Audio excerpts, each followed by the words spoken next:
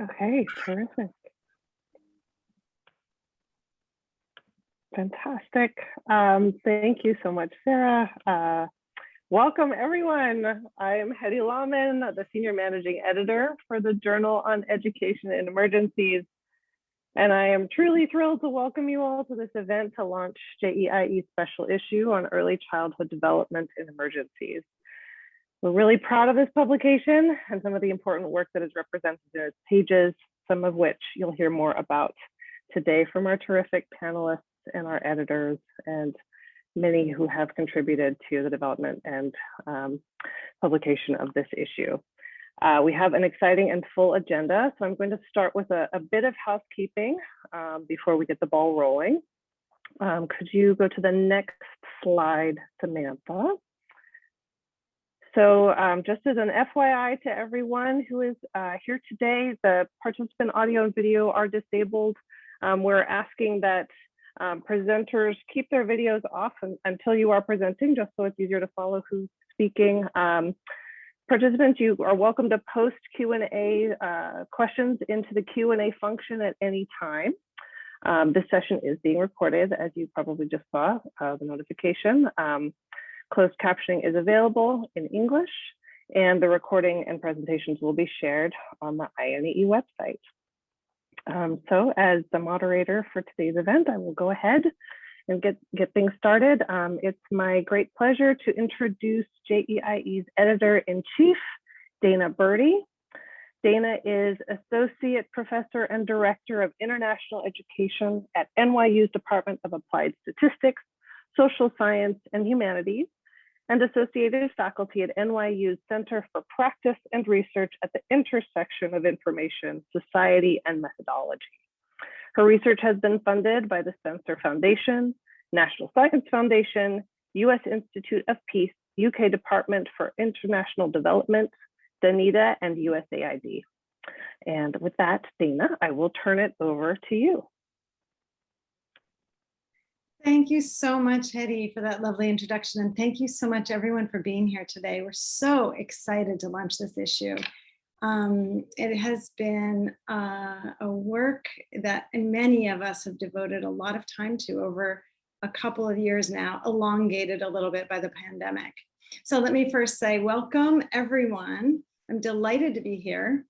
With this webinar, we're thrilled to launch our special issue on early childhood development in emergencies.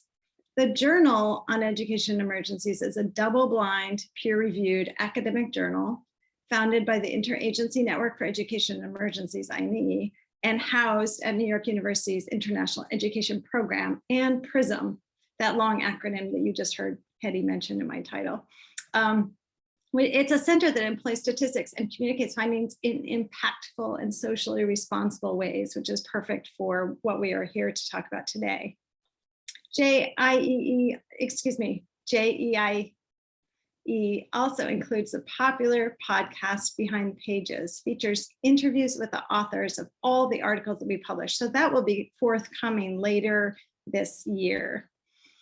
Please watch for it. Our podcasts are extremely popular. Since we first started publishing issues with the journal in 2015, we have established ourselves as a critical source of reliable evidence for practitioners, policymakers, and academics working to support education in emergencies everywhere. Unlike commercial academic journals, JEiE provides a global public good. This is very important for us to underscore. All of our content is free, accessible to everyone everywhere, and we have no fees for authors to publish with us as well. As many of you know, JEiE is where theory and practice meet and interact. Researchers publish cutting-edge studies on key education questions in the field of education emergencies, and practitioners offer detailed descriptions of innovative programs and the challenges they've overcome in responding to demands for education among populations facing crises. Often these groups work in close collaboration in the pages of our journal, carefully informing the work of one another as research strengthens practice and practice inspires research. JEiE is product more broadly of this type of intense collaboration. between, for example, INEE and the International Education Program here at New York University. We are proud of our accomplishments as we've pioneered bridging these critical divides. In fact, even before it became popular to do so. This special issue on ECD is,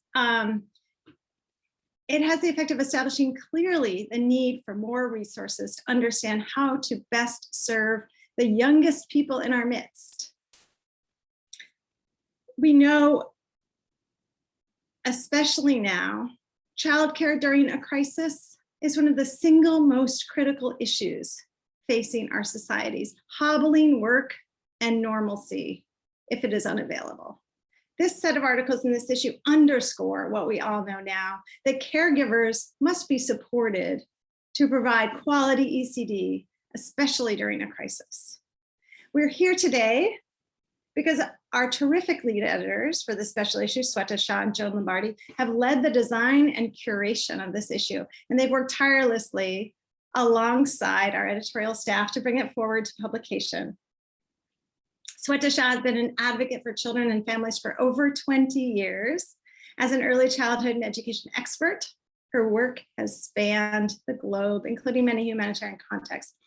In 2020, she published the book Early Childhood Development in Humanitarian Contexts, South Sudanese Refugees in Uganda with Routledge. In addition to serving as a lead editor for the special issue, we are lucky to have Sweta as a regular JEiE board member. Joan Lombardi is a senior scholar at the Center for Child and Human Development at Georgetown University.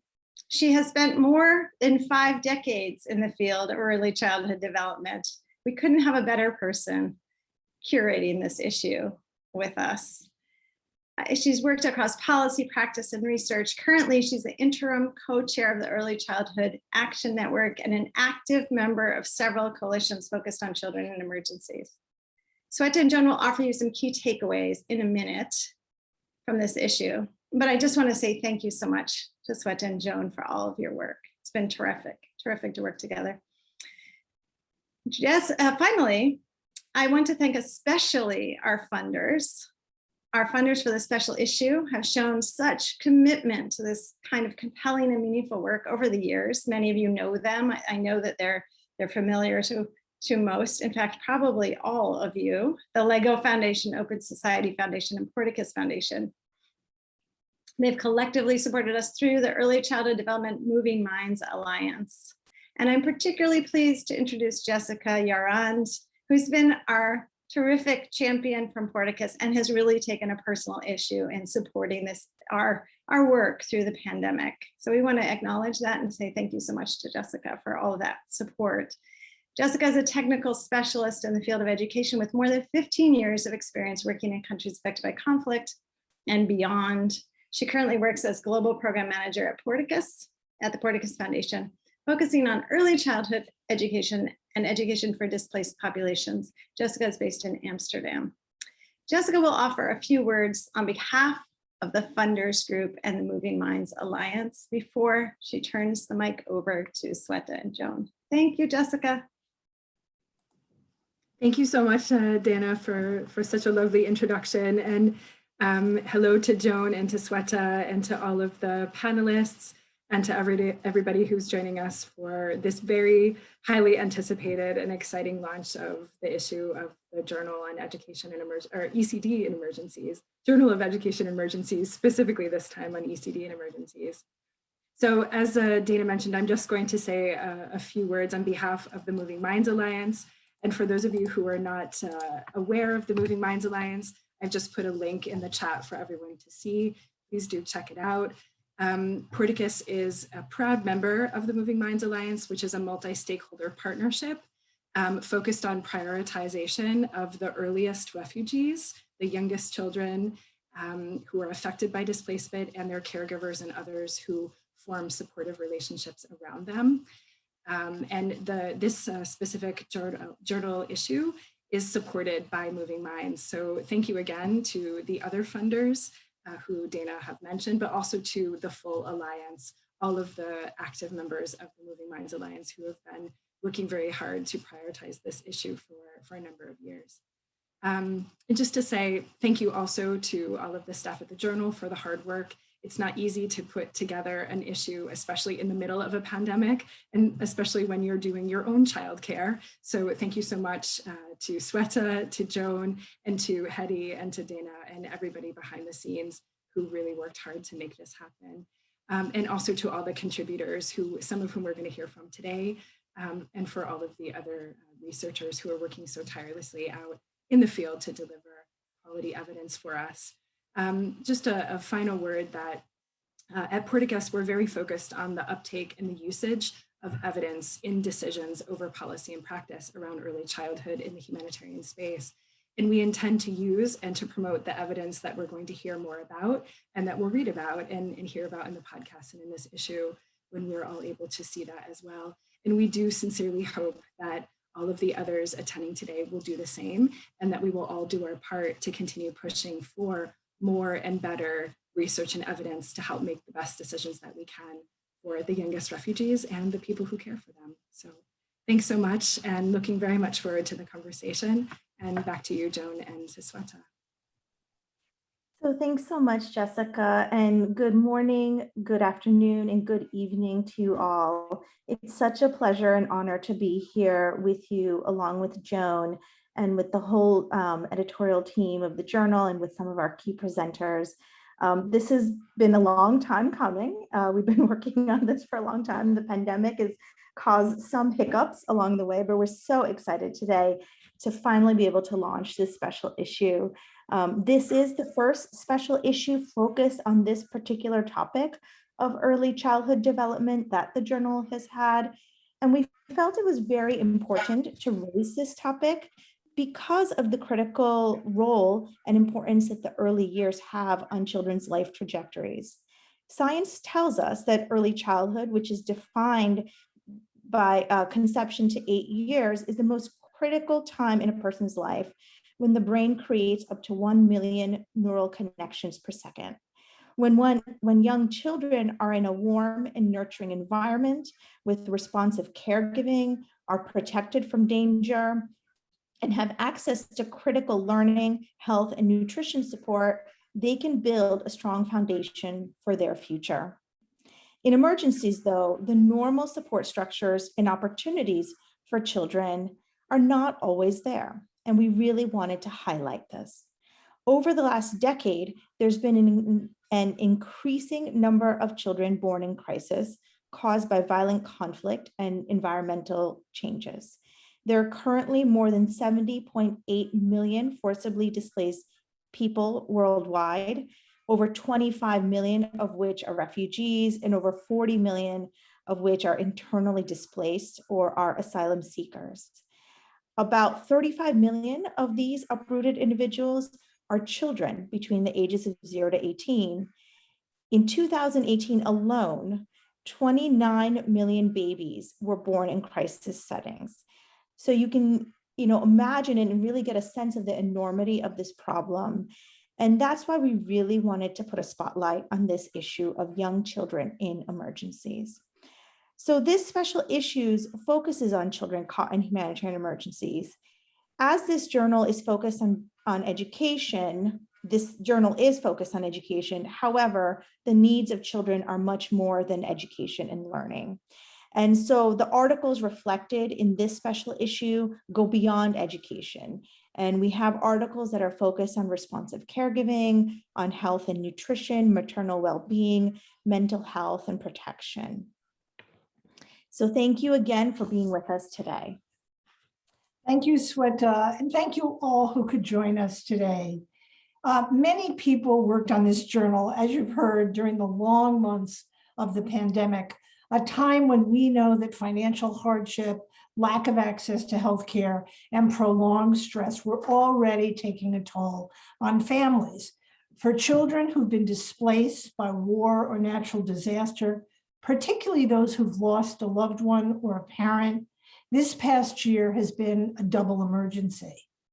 Unfortunately, during this same time period, the faces of children, including very young children, appeared in the news on the front pages of our newspapers all too often. Their pictures, their stories reveal the damage caused by conflict. Despite all these challenges, there are many examples of heroic action on the part of those working in the field, and the promise of this work to buffer some of the stress that comes along with these conditions. Sweta and I send our sincere thanks to JEiE, to the terrific editors, to all the writers and reviewers, and then to the funders who believed in this project, and particularly to the families who are impacted by this work.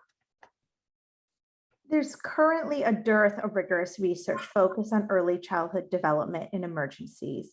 The evidence is growing for sure, but we are putting this special issue together. As we are putting this special issue together, we realized that there are different definitions of rigorous research around the world. And we realized that there are different capacities in doing research, particularly in humanitarian contexts.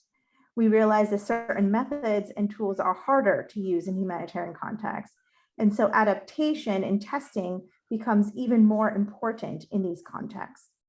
We learned about the many challenges of doing research in emergencies, where people are moving back and forth across borders, where some people who are in a program may need to leave for days because they need to stand in line for food distribution.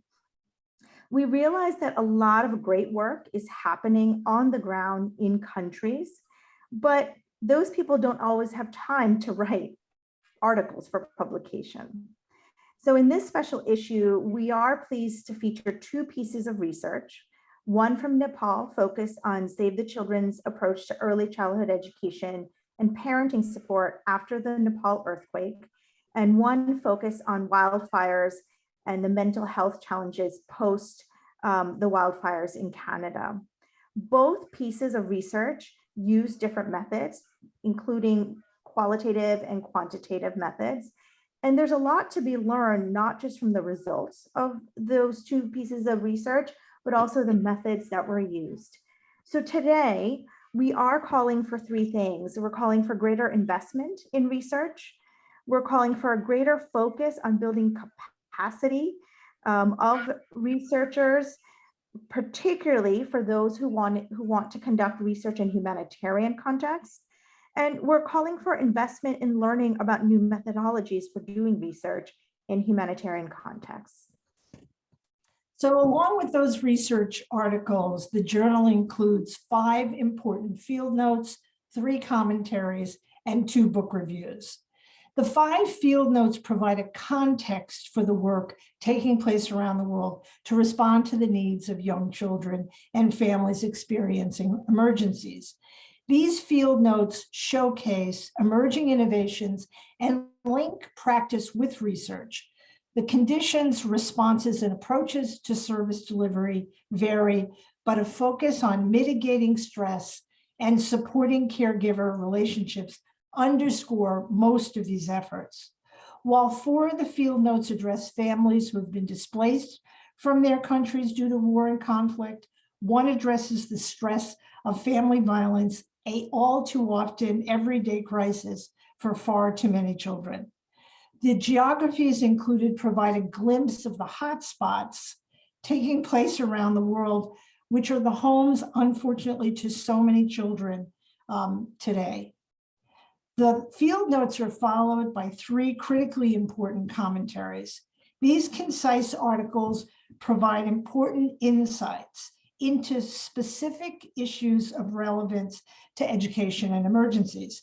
Topics include addressing the needs of newborns during emergencies and fragile settings, supporting maternal health and nurturing care in emergencies, and focusing on children with disabilities in a humanitarian setting. These commentaries also are followed by the 2 book reviews, one that highlights how to conduct research in the early years in a humanitarian context, and one that offers insight into programmatic approaches to support young children in emergencies.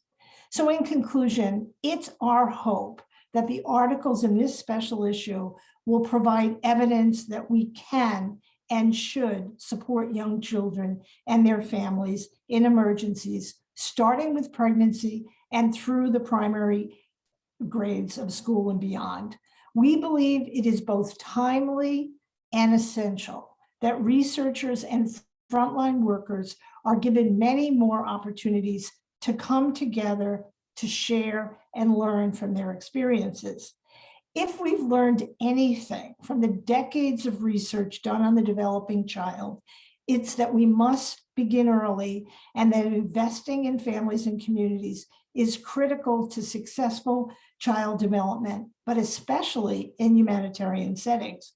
We call on those who have resources available to invest in programming and research that enables the early childhood field and expands what we know in emergency contexts. Finally, we hope that our readers will be inspired by the efforts already taking place around the world and to nurture and protect a new generation so that they may thrive wherever they live, and that these efforts will help to create a situation in which conflict will give way to a peaceful and more sustainable world. Thank you very much.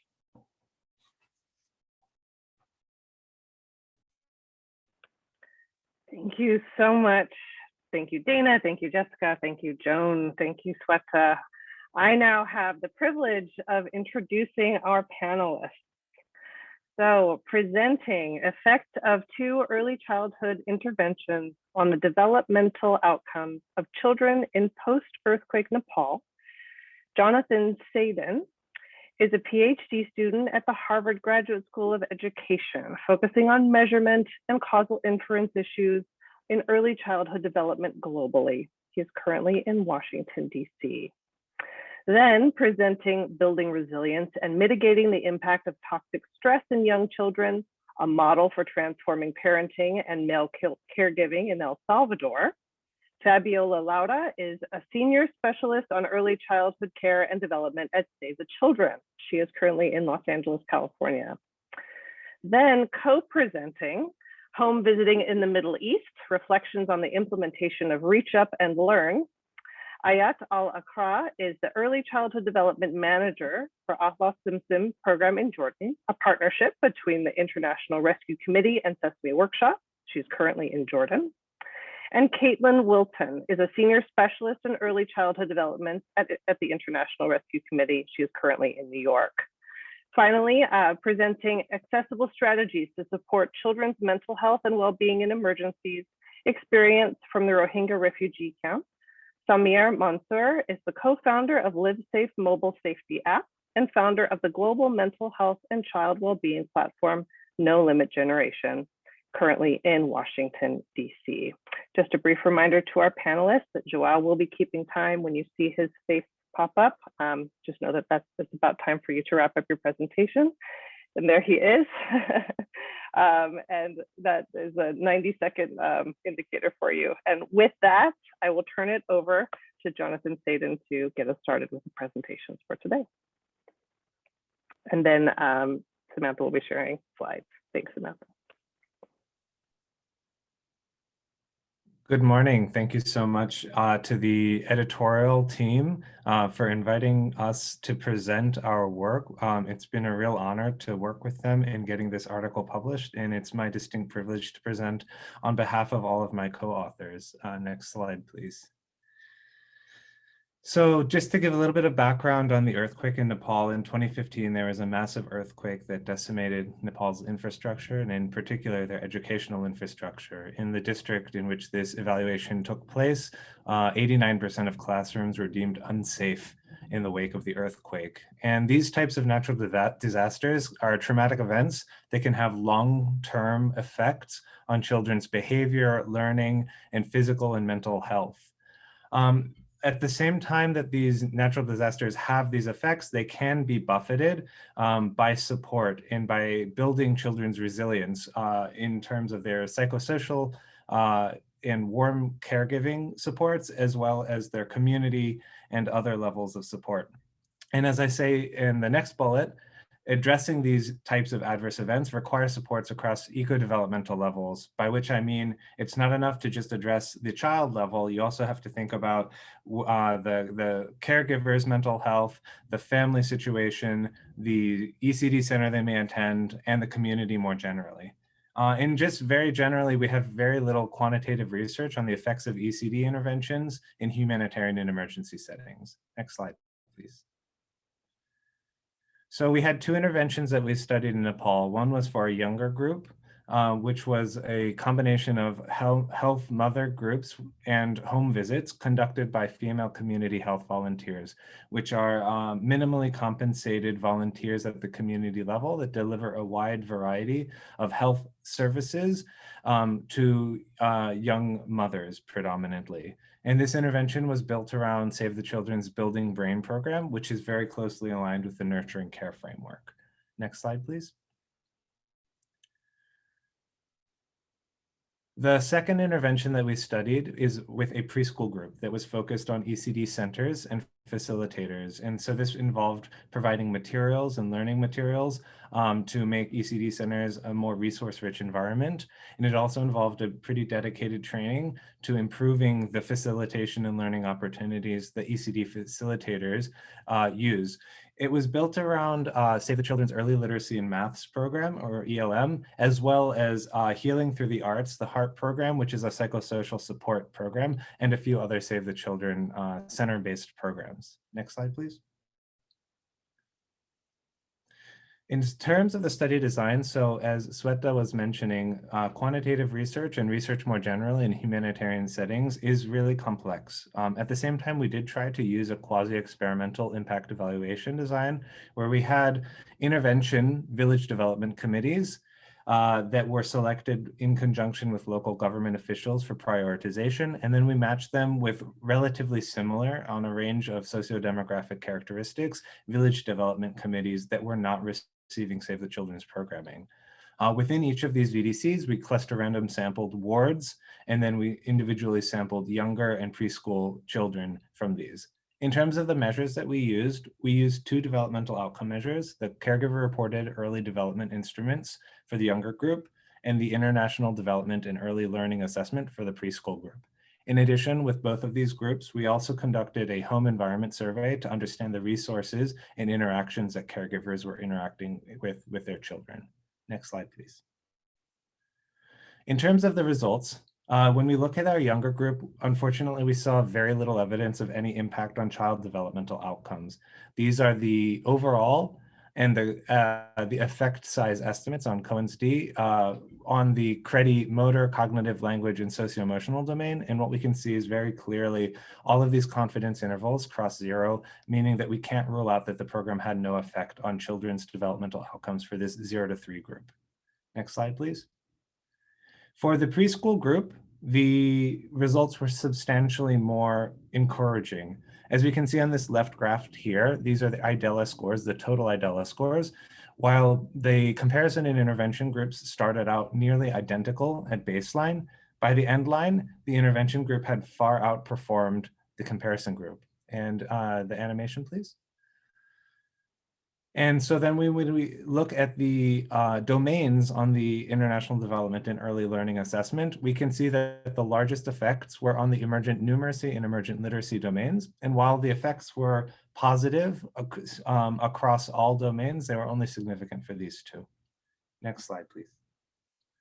Just to go over our limitations in discussion, one of the findings that we thought regarding the null results of the 0 to 3 younger group is that some of the best practices regarding early stimulation with caregivers are really difficult to translate into an emergency setting, especially when caregivers who are expected to deliver these early stimulating activities are facing severe material deficiencies on their own. It's really important to consider who's delivering the program. With regards, the ECD center facilitators seem to have a more dedicated approach and a space in which to work, whereas the female community health volunteers were really limited. They had a lot of other things to do and not that much time. And next bullet. And also just that there's a lot of difficulties that I don't have time to get into with the research design, the measures, and differential attrition. Next slide, please. That said, I still think we can make some pretty good conclusions that the center-based programming that Save the Children was implementing in these areas, it worked, even in these post-disaster settings faced with these challenges. However, when we are designing programs, emergency settings demand special attention to our theories of change, and in particular, the assumptions that underpin our theories of change in thinking about the bandwidth and capacity of the service delivery agents. And finally, while quantitative research in emergency contexts is really hard, it is possible, and it can yield unique insights that you don't get from other types of research. So last slide, please. And finally, I just need to acknowledge, of course, all the participating parents and children for their invaluable time, Swiss Solidarity and the other donors, Save the Children, the Tukey NGO staff, the Research Inputs Development Action, which was the research consultancy. And finally, of course, my co-authors, Valeria, Sarah, Matrika, and Sagar, without whom this invaluable work wasn't possible. Thank you so much.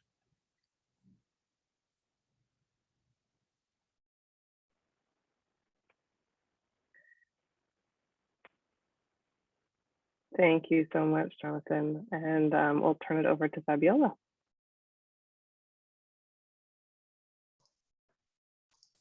All right, good evening, good afternoon, and good morning again to all. My name is Fabiola Lara, and it's my real pleasure to present about work in El Salvador, mitigating the impact of toxic stress, building resilience, and promoting positive discipline and transforming male caregiver practice in El Salvador. Next slide, please. So for my bit on today's panel, I'm going to give you a brief overview of the context, and then I'll provide some details regarding the project under study.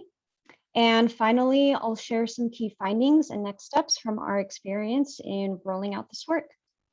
Next slide, please. So as many of you know, El Salvador is one of the most violent countries in the world. It is also one of the 5 countries with the highest homicide rates among children, and 4 of which are found in Latin America and the Caribbean region. And according to a report by OHCHR, at least 1 child is murdered in El Salvador every day. Access to quality education is minimal. About 4 in every 100 children ages 0 to 3 have access to early stimulation services, and only about 53% have access to pre-primary, even though it is compulsory in Salvador. Next slide, please. So violence experienced in El Salvador is largely due to gang violence and territorial control, and men are recognized to be the main perpetrators of this violence. And this is largely due to their involvement in gang and criminal activity, but also it's as a result of cultural norms, including patriarchal attitudes and stereotypes that normalize and perpetuate violence against women and children. Children, families, and communities also face other forms of adversity, which are both driven by this violence, but also separate from it.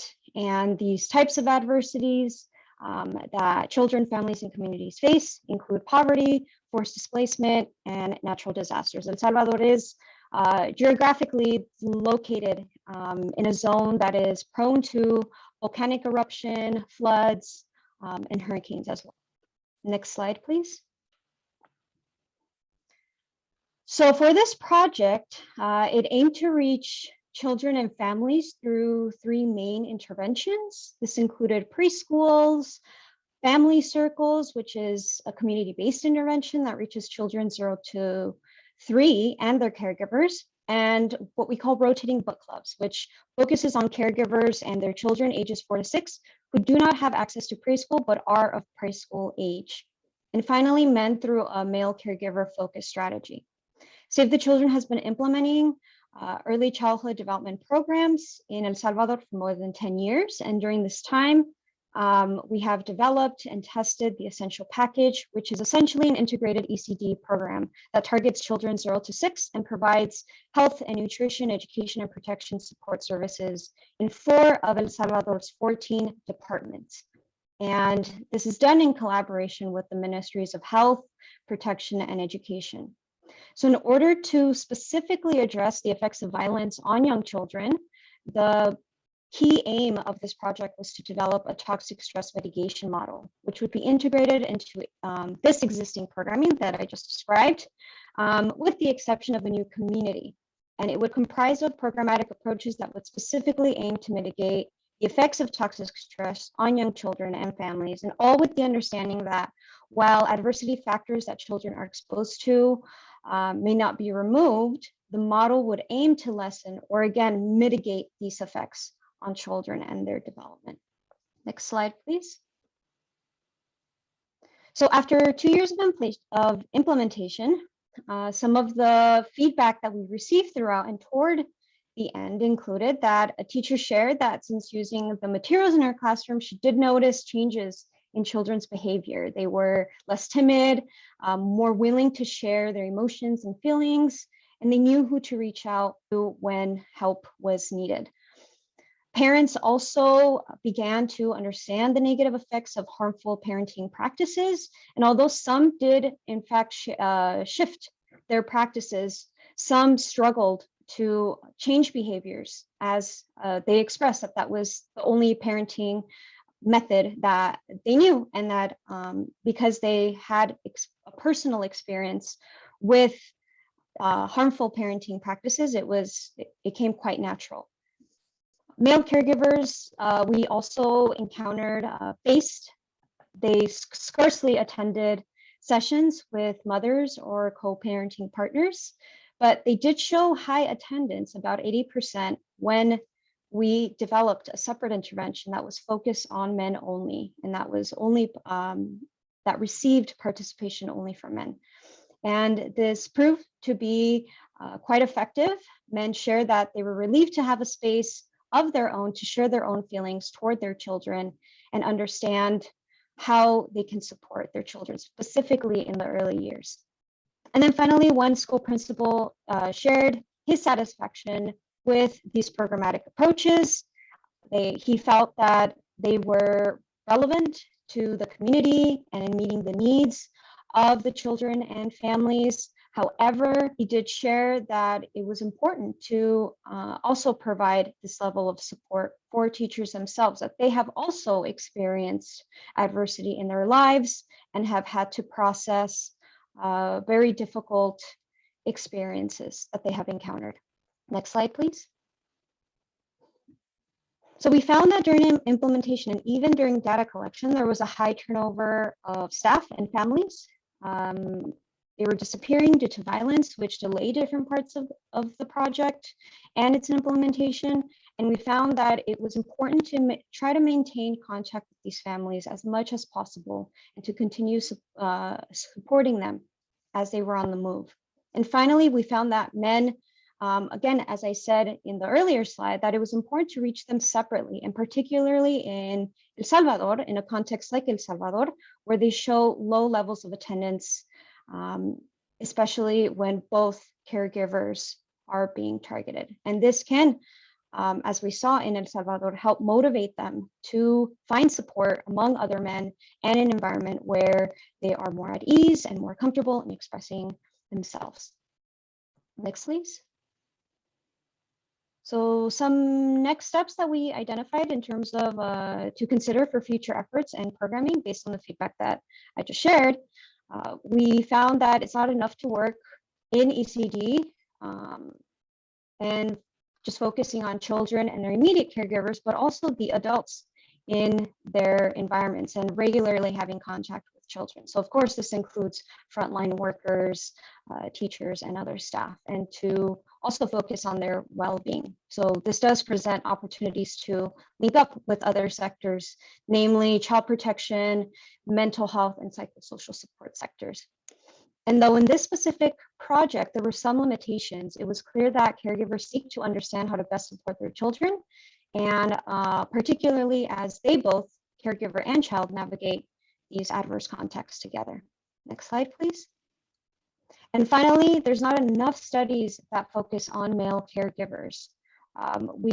It's important to look into the changes in their behaviors that lead to this personal transformational change, and also how their role alters within their own family structures, and then how that impacts family harmony and well-being. Fathers do continue to be underrepresented in literature, and specifically as it relates to parental involvement. And finally, through the model was implemented in El Salvador, technically not often considered as an emergency or humanitarian context. This model does provide some considerations for it being adapted for those contexts, and of course to enhance cross-sectoral collaboration across sectors to meet the needs of children and families and communities in those contexts. And thank you.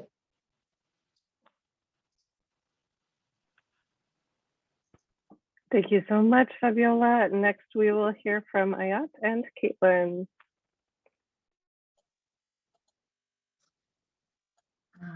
Good morning, good afternoon, good evening, everyone. My name is Caitlin Wilton. I work for the International Rescue Committee. First of all, huge thanks to the editorial team for this honor of publishing and presenting our work. Ayat Al-Akra and I are here representing co-authors from Jordan, Syria, Lebanon, Jamaica, and the US. So huge thanks to them for their collaboration to bring together the experiences and lessons learned of adapting and implementing Reach Up and Learn with Syrian refugees and internally displaced and host community populations in the Middle East. Next slide. So our field note describes the experience of integrating Reach Up and Learn into existing humanitarian services, child protection services in Syria and Jordan, community health programming in Jordan, and education programming in Lebanon. And now I'm going to hand it over to Ayat, who is closest to the implementation in Jordan, and has been supporting Reach Up for the last 5 years, including the original piloting in Jordan. So over to Ayat to take it forward. Thanks a lot, Caitlin, and thanks for everyone for attending and joining this webinar. So next slide, please. So in this slide, I will shed light on the harvesting program in Jordan, in one of the Middle East country, because we have been start the piloting for the Reach Up and Learn activities in Jordan. Then we just spread out for the another countries in the Middle East. So once we have the implementation for the Reach Up and Learn, we have like two modalities. The first one, it was like on a weekly basis, and it was under umbrella of the child protection program.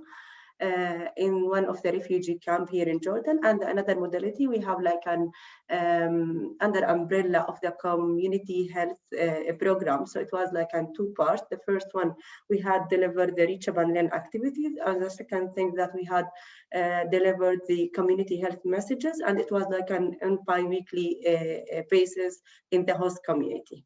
So next one, please. Okay, right now we will talk a little bit about the adaptation process. And the Reach Up and Learn is the Jamaican program, and we already brought this content to be adapted here in the Middle East. So we have followed the more than one step to adapt this material to be suitable for the community that we already work with. So the first thing, we have like a consultation and the communication with the program managers in IRC to know how we can integrate the piloting and the implementation for the Reach Up and Learn into existing program in IRC. And after that, we have a communication with the community members there in Jordan and with the IRC volunteers to know how we can collecting the local songs to be embedded on the content itself. And after that, we were working with the designer from other camp and from the host community to start adaptation, the printing material to be so suitable for the caregivers and the children in the community. And because this program is targeting the caregivers, we had added the PSS or the psychosocial support materials to be delivered for the home visitors and the caregivers themselves. So we have three main things. The first thing is basic psycho education, and also we have a simple breathing exercise And also we have like resource mapping it to help caregivers and even home visitor to know and identify the resources or the social resources around them. And since the content was in English, so we were modify or translate this content to be in Arabic language. And while we having this process, we were like and translate, then review, then translate. So we have like an more than one version to be on the final one, and we just start the implementation. And since that we start working under umbrella of the child protection, we get benefits from their content there, and we start to integrate this content with the ECD or Reach Up and Learn content. So we had adding the child protection concept, and such as like a positive discipline, identifying abuse, and referral system on the community there. And also we put the inclusion concept as one of the priority here in the program. So we were developing the inclusion booklet, and this inclusion booklet talking about the adapting activities to the common disability that we already deal with while we are working in the field. And also we just start, because the Reach Up and Learn activities, the most of the activities like recycling things, we were having like a partnering with some of the owner of the supermarket around us, and also in the office we have like a recycling container to collect a lot of the materials like empty shampoo bottle, water bottle, cardboard, to recycling all of these items to be like toys, to implement these activities with the community. And also during the training, we have dubbed training videos from Jamaica, Bangladesh, Peru, India, and etc. So we were used these videos during the training for the home visitor, and also we were created extra 5 videos in cooperation with our home visitors and also caregivers who were enrolled and joined the program. Next, please. Okay, and this slide, I'm just trying to show you that like the adaptation for the printing material that we have it, and the differences between the Jamaican version and the Middle East version. Okay, next, please. Okay, here, because of COVID-19 and as one of the contingency plan that we have it here in IRC, we try to modify all of the in-person or the home visit intervention to be remotely, because we need to maintain the healthy and safety system for the community that we are already working with. So we just start thinking how we could do this step. And the first thing that we have like an communication with the caregivers and the community. So we have been known that the most of the caregivers do prefer if we could have a phone call intervention, because it was like stress management techniques for them, and it was like an available more than internet connection in the time of the COVID-19. So we have like a phone call scripts, and we developed around 99 script for the age range under 42 months for the children. And the phone call was conducted like in 3 times a month, and the duration of the call is about like a half an hour. And because we modify all of the intervention to be remotely, we had even delivered the online training for the home visitors and facilitators.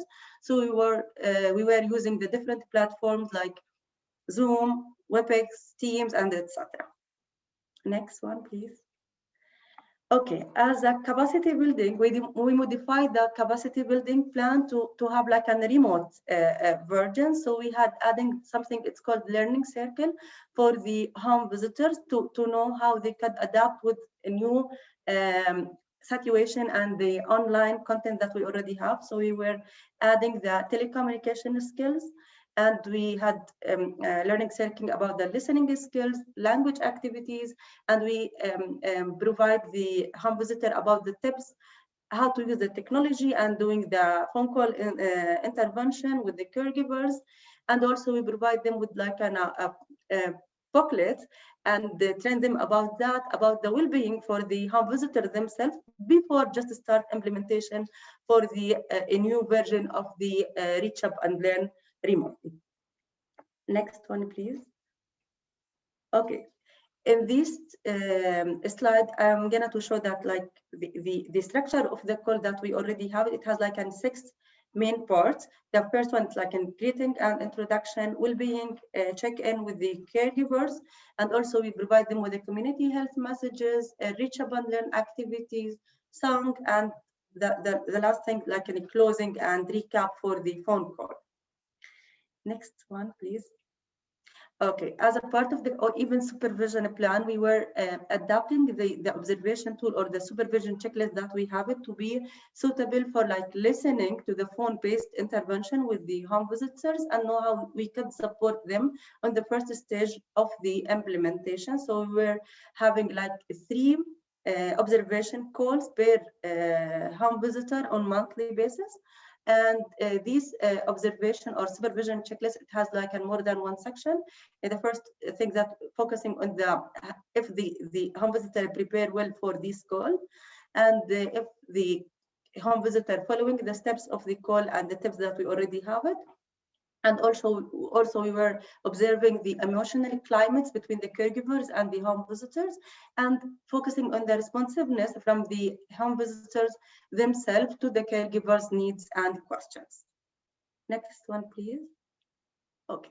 After doing that, like an observation call with the home visitors, we were having a huge data, and after we started like analyzing for this data, we have like more than 1 finding. The first things that CHVs or the home visitor were excellent at the responsiveness for the caregivers, and they were very good in expressing the empathy for the caregivers while this pandemic, and also describe the benefits or the aim of these activities for the caregivers. And also they have like a very strong introduction and well-being check-in with caregivers while doing the call. For the 3 main things or the 3 main areas that we need to focus on the next time and the upcoming time and doing like a coaching plan for it. So we had found that the CHVs or the most of the CHVs miss checking with caregivers about how they integrate these activities and the daily routine with their babies. And also the most of the caregivers were using the unlabeled praise more than label 1 for the caregivers and the intervention.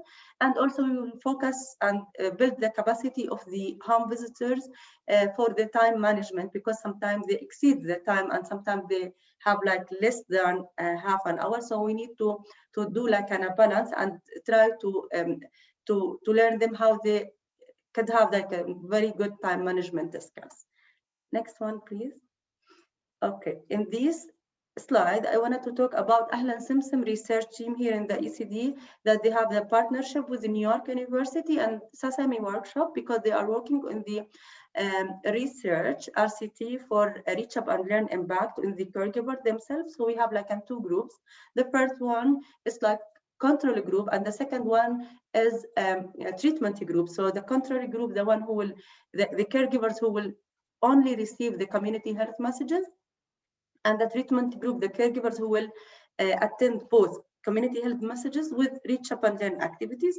So we just start the baseline, and after like the implementation, we will do end line, and we will see the impact of the reach up and learn on these 2 groups of the caregivers. Next one, please. Yeah. And the challenges, because in every implementation and the program, they will face like challenge for the implementation. So the first thing before the COVID-19, home visitor turning over, and we try to have like a mitigation for these risks. So we just start train extra or roster home visitor to be ready if one of the home visitor just leave the program. And also we were having like or facing the challenge during the sourcing the toy making supplies. So we were having like a partnership with the owner and of the supermarket, and also we have like an office recycling here in the office, and all of the colleagues support us to collect such these items. And also for the toy making session, it was like a time consuming for the home visitors. So we decided to allocate 1 day on monthly basis to sit with the home visitors and doing or making toys for their visit to be ready. Next one, please. Okay, during the COVID-19, we faced the same thing, the turning over of the home visitors, and also we were facing that caregivers want more videos to learn them how they could make toys in their home. So we were developing videos to demonstrate how they could making videos, and also the caregivers, we were asking a lot of the question for the home visitors. So the home visitor provide us with this question, and we are in a process in developing the frequent asked question booklet to be as a supportive materials for all of the home visitor. Thank you a lot for listening to me, and yeah, thanks a lot. Thank you, Ayat and Caitlin, and we will now hear from Samir. Hello, and thank you all for this wonderful introduction. It's such a pleasure and honor for me to be here among you all today and share a little bit more about my field note. So I'll start with a question. How do we know what is going on inside the mind of a child who survived a genocide? So 2 years ago, shocked and saddened by the genocide that was unfolding in Myanmar, I left my job in DC and went to the front lines of the Rohingya refugee camps and founded a safe haven, which was a safe and healing space for 500 child survivors of this genocide. Now, when the children first came to the safe haven, the image that you're seeing right now is the kind of image that they were drawing. This is what they had experienced, and this is what they were living in their minds every single day. Next slide, please. Now, after several months of supportive care in a healing environment, one girl drew herself as Prime Minister, that's what you're seeing here, so that in her words, she can right the wrongs that were done to her people. Now, what needed to happen for the picture to literally change so drastically? Next slide, please. When I first got to the camps, I realized what was lacking was something that could make or break the trajectory of a child's health, their emotional well-being, and quality of life. What was lacking was a focus on effective ECD strategies on the front lines. Next slide, please. And the consequences of not addressing ECD is profound. And you can see here how enduring stress as a child snowballs into life-altering consequences as they grow into adults, leading to diminished lifespan and early death. And as you can see how this can also perpetuate the cycle of poverty, instability, and violence, whether it's in the refugee camps of Bangladesh or in crisis zones like Syria or Gaza, etc. Next slide, please. And from these numbers that we're seeing here, these staggering numbers, we see that this is a global challenge. So we need to be creative, effective with the scalable solutions that we arrive at as we address the growing ECD needs. Next slide, please. To inform our approach, we conducted 30 interviews and focus groups with leading humanitarian agencies and their locally hired staff. And we learned of the following barriers to effective ECD training. So the first one is there's insufficient local capacity or lack of qualified professionals to meet the growing need for ECD. Next slide, please. Second is existing ECD trainings are difficult to access both physically and cognitively, as many cultural or language barriers prevent deeper understanding. Next slide, please. And finally, time and financial pressures have prevented opportunities for effective training. So in short, the trainings weren't meeting the local educators, parents, NGO or aid workers where they are, physically and oftentimes culturally or linguistically. Next slide, please. So what's the solution? With a heart-led focus, equipped with the latest in ECD research, my team and I developed the first of its kind children's well-being video training platform that brought together leading ECD professionals, and we ensured that the video training was trauma-informed and evidence-based, accessible on demand, online and offline, and translated and dubbed into the local Rohingya language. Next slide, please. Now, our videos are not like your standard training videos. What made our approach unique and effective was that we created a unique human-centered communications process that we specifically designed to communicate directly to non-professional local staff and educators, youth serving professionals, and the parents. It ensured that all the content that we're creating with partnered humanitarian agencies are clear, actionable, and engaging, that they're easy to access online and offline. They're useful for all educational levels. They're evidence-based and culturally informed, which is very important, and they're cognitive on both an emotional, or they're connective on both an emotional and cognitive level, so that we can motivate them and develop maximal information retention. Next slide, please. We can skip this one. And by the way, all the videos that we created about 150 of them for the Rohingya refugee intervention, but they're also very relevant for any crisis intervention around the world.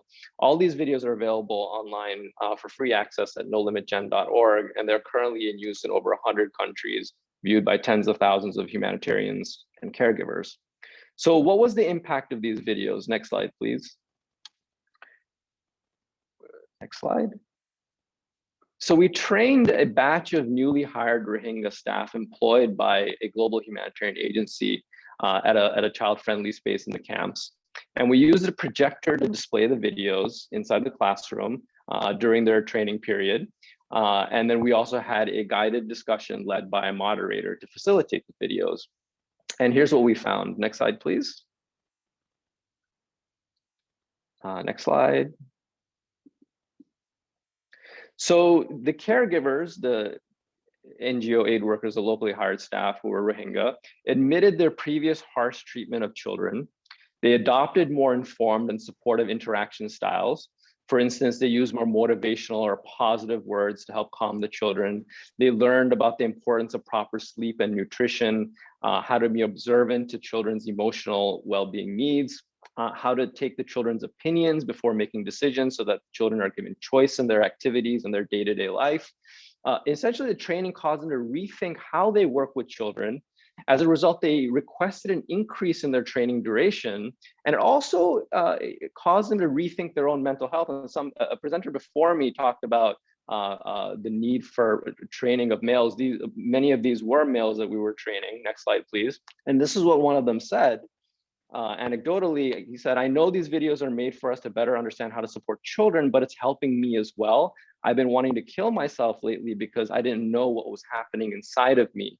Now I have the words to understand why I feel this way, and that it is normal because of what I've been through. I feel better knowing there are actions I can take to get better." And this same sentiment was echoed by other male caregivers who were in the room with him. Next slide, please. And so what was the impact on the children as a result of their adult caregivers being trained through these videos? The children noticed behavior changes in their caregivers in their interactions with them. For example, in the words of the children, they were more friendly with them. They were participating in activities more. They were expressing greater care. They were giving them choices again before they, and taking their opinion before moving into daily activities. They didn't get as panicked or as upset. Essentially, the kids weren't being yelled at as much. And the program impacted the caregiver interactions with the parents as well. And this was really wonderful for us to see, because about 20% of all our videos in each of the video series, no matter what topic they're on, they essentially say, look, if you're going to talk to a parent, here are the messages that you relay to the parents. So it was great for the children to report back that, hey, these guys are, their caregivers or educators are now coming into the home to discuss with their parents. Next slide, please. So in conclusion, we see that this was our first intervention in the Rohingya refugee camps. But since then, we've had various interventions in addressing COVID-19 response. We're right now rolling out a project with the American Red Cross in California to address the children there. We're about to take on a project to address orphaned youth in Uganda, as well as a nationwide project to address sexual violence prevention here in the United States. And so I'm presenting this forward as ideas on how we can think of effective approaches, or a framework for effective approaches that can be globally sustainable and scalable. Thank you so much. If you'd like to learn more, by the way, my email address is right here on the screen. Would love to continue the conversation.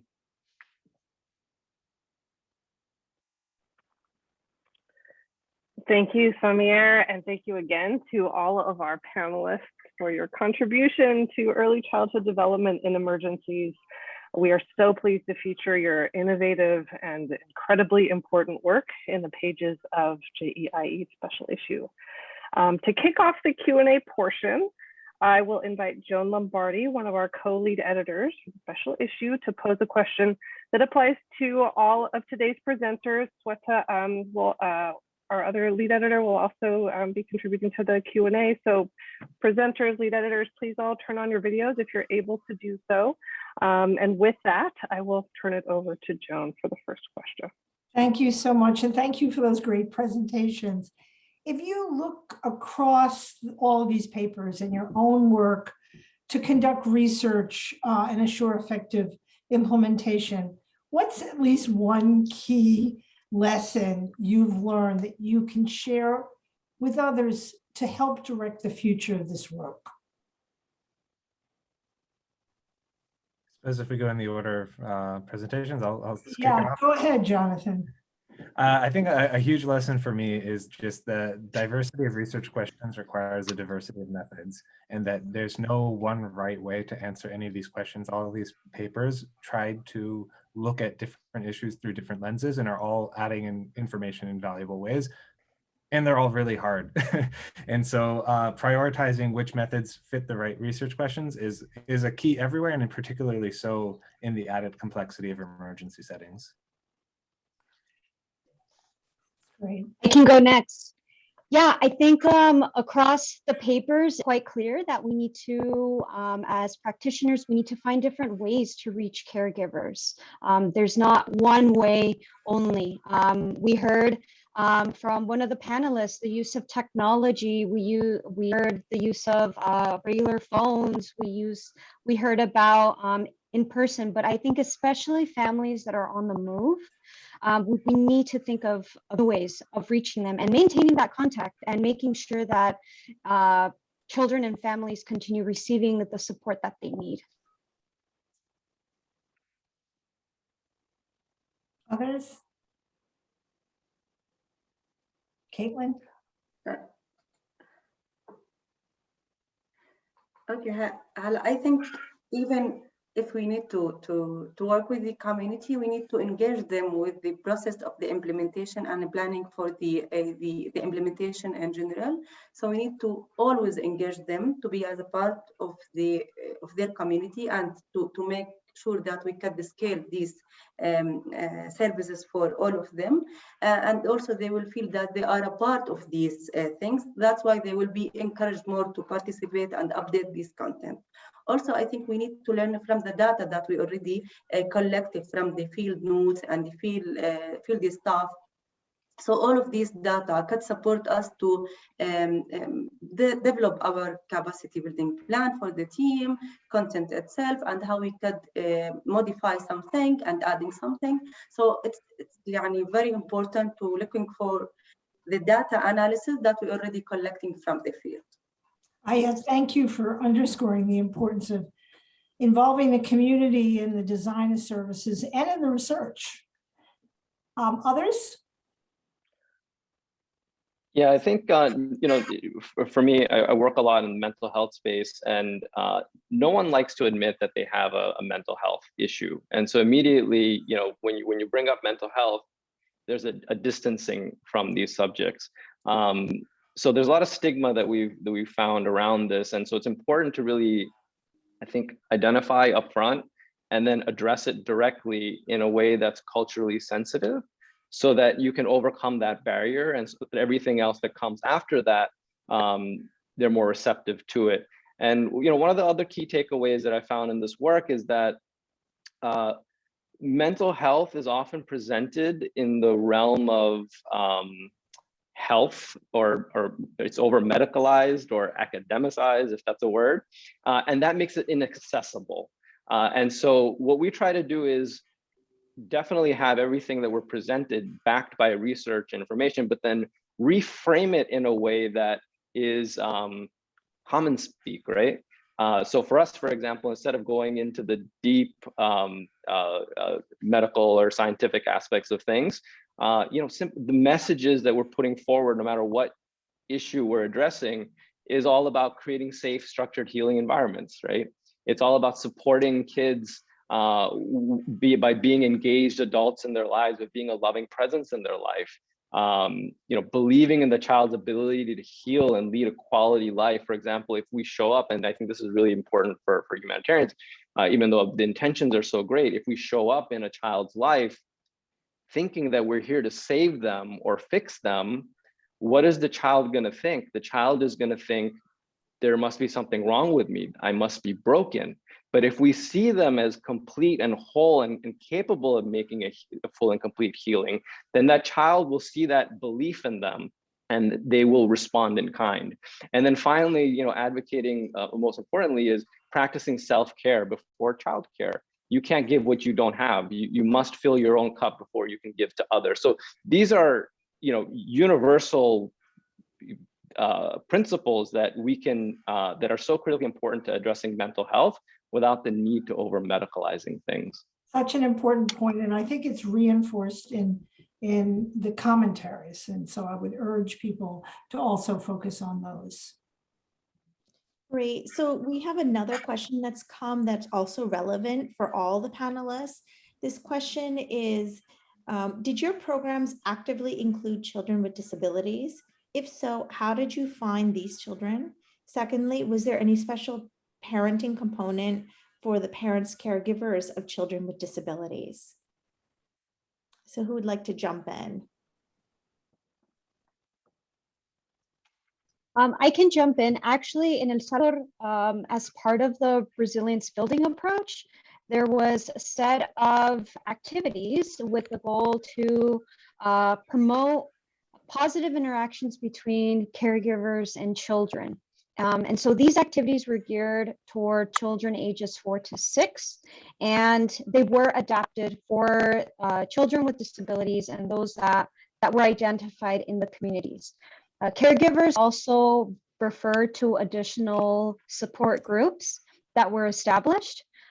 These were groups that started based in terms of providing support to caregivers around therapeutic early stimulation with children that had disabilities due to the Zika virus, which was prevalent in those communities. And so these support groups ended up continuing even in expanding to parents that were not necessarily affected by the Zika virus, but that had children with disabilities. And so these caregivers are referred to those support groups. Great. Who else would like to jump in around this question of disabilities, children with disabilities? I can jump in. In our adaptation of Reach Up and Learn, we early on identified the need to provide home visitors or frontline staff with additional resources and additional training around inclusion and specific adaptations that they can make to the toys and activities to accommodate children with disabilities. So we have a set of 6 booklets that give very practical, low resource tips on adaptation of daily activities and play that specifically target children 0 to 3 and are designed to be used by either frontline workers or caregivers themselves, so they can be handed out to caregivers.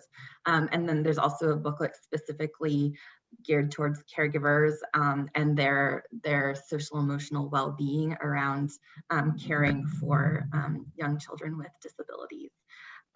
So that's been our additional inclusion-related piece of our Reach Up and Learn adaptation. Great, thank you. Would Samir or Jonathan like to jump in? Yeah, in quite a few of our videos, especially in the child protection video series, we advocate a number of practices, which is design the space with the children instead of assuming what the needs of the children are. You'll often find that when you get the children's input, they can help you identify for you and with you a lot of the challenges that they're facing that we might not have ever thought of, and that includes disability challenges as well. Of course, there's a lot of child protection issues around disabilities as well that are addressed in the videos. Awesome. I'll also add that not in this video series, but in the ones that we're right now in pre-planning for in Uganda, we're actually taking a quite a different approach where we're interviewing children on their specific needs and what they wished their educators, parents knew about them, so that we can then take that information and share it with the mental health practitioners so that they can define a curriculum around those specific needs that were raised by the children. Great, that's excellent. Jonathan, did you want to add in anything from Nepal?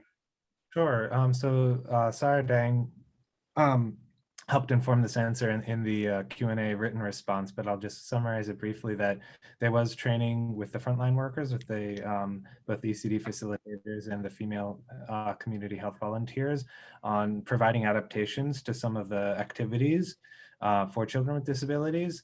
At the same time, this is definitely an area of growth. I mean, I think everyone recognizes that disability is such a complex and multifaceted thing that it's not like you have one adaptation for children with disability. It is a very diverse range of difficulties and challenges that children have, and also just the stigma that's attached to it in terms of diagnosis and the ethics of having referral services in terms of identification. This is definitely an area that they're prioritizing in future work, but was not a priority aspect of the work that I reviewed today. Yeah, and I just want to add, thanks for that, everyone. We need to be intentional about this issue, and we're really happy that we have a commentary by Hunt and colleagues that address the guiding principles and call for more evidence and action around this, and I hope we take that as a charge. Yeah, what I'd also add to that, and I don't know if others have faced this, but in the Rohingya context, we learned a lot that parents didn't let their disabled child go to schools. They kind of kept them hidden because there was that stigma. It was almost that if my child is disabled, it means that there was something wrong with me, that I gave birth to this child like this. So the visibility isn't there. So it's very challenging to understand the true numbers and the true needs.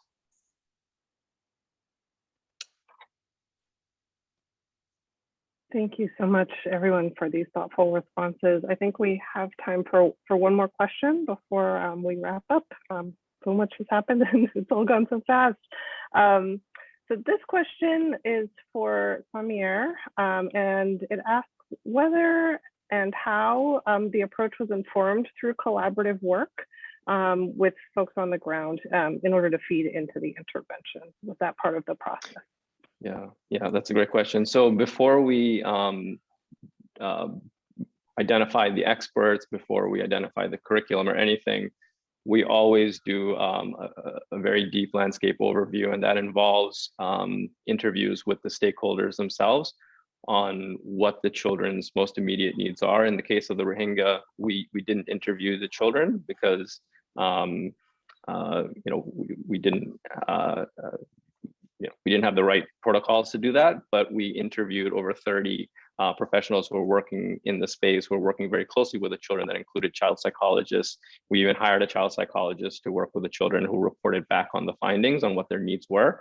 And based on these interviews and the findings from the psychiatrists, we were then able to create 8 video series based on the topics that they said they most needed to learn about in order to be an effective caregiver to the children. And these topics span everything from their mental health needs to their emotional well-being needs to sexual violence prevention, child protection, health, et cetera, et cetera.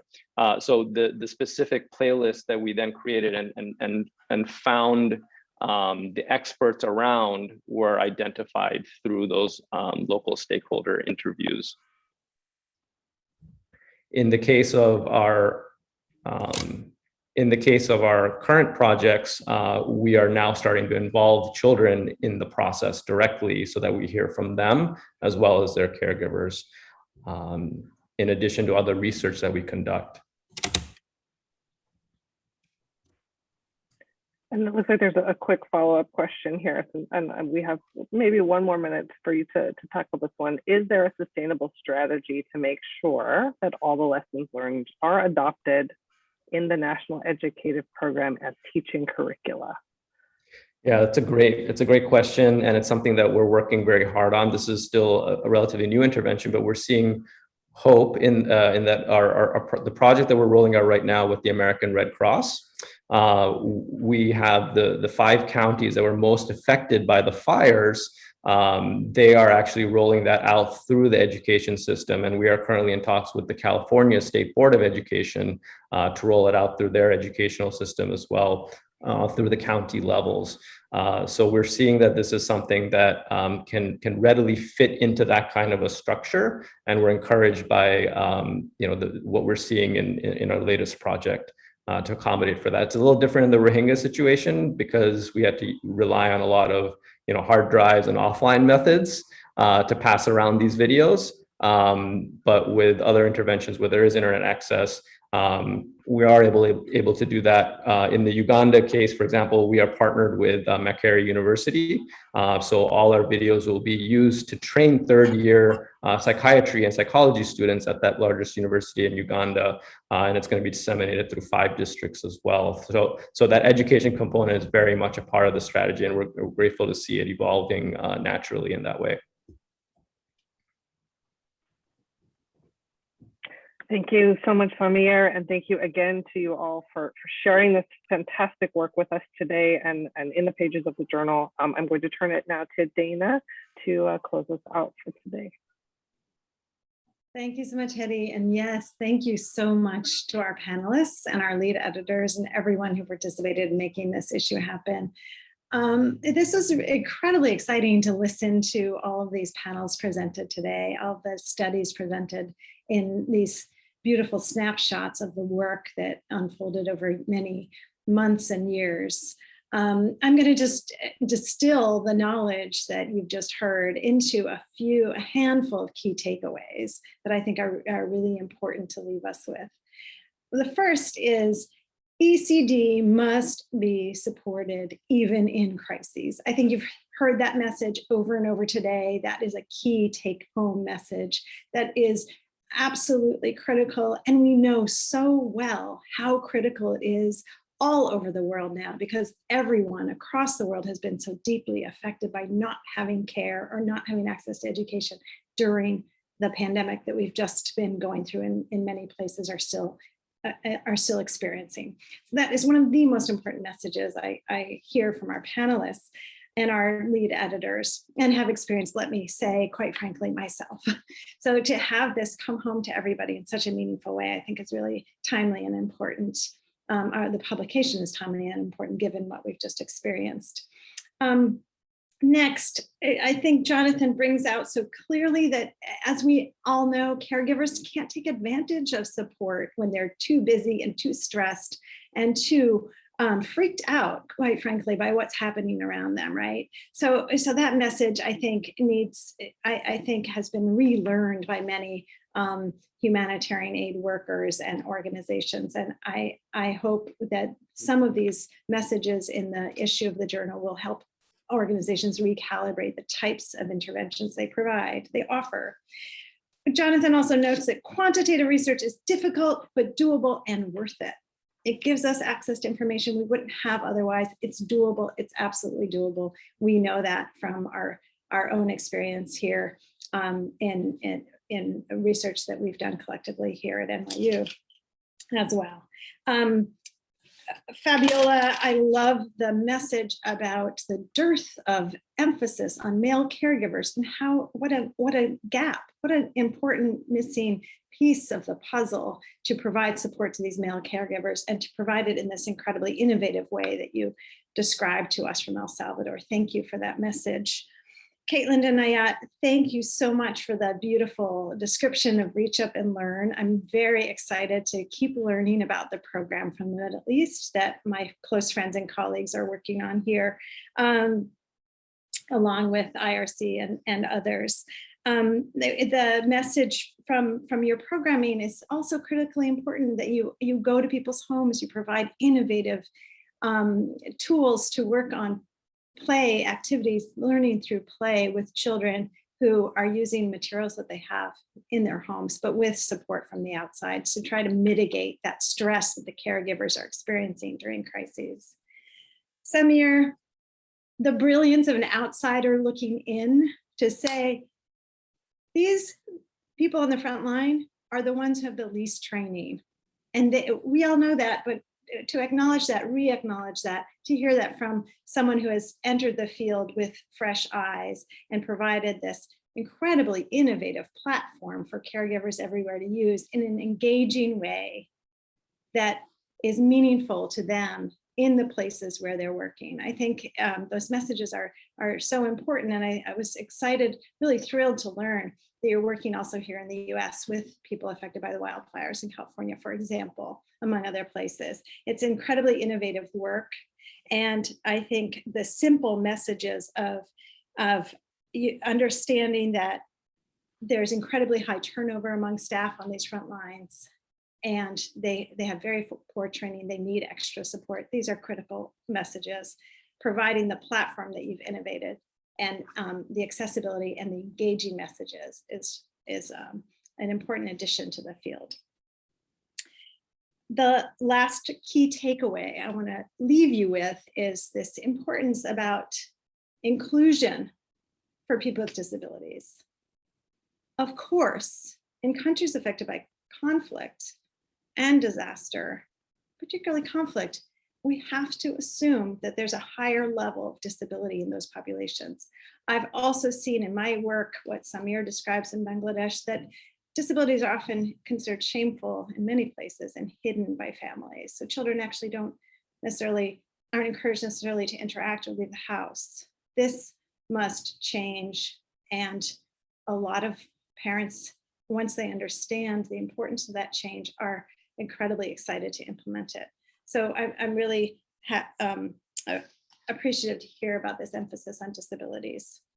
Finally, I would like to thank Hedy Lahman. Without Hedy, this issue would not have happened. Hedy just somehow works in her sleep. I'm not sure how she does it, but she has a small child at home, let me say. She's also just finished her PhD, and she's engaged in many other projects, but you would think that this is her only one, with the amount of work she has spent engaged in producing this special issue on education, on early childhood development and emergencies. I'd also like to thank Nate Thompson, who is not with us any longer, but also helped shepherd this issue to where we are today.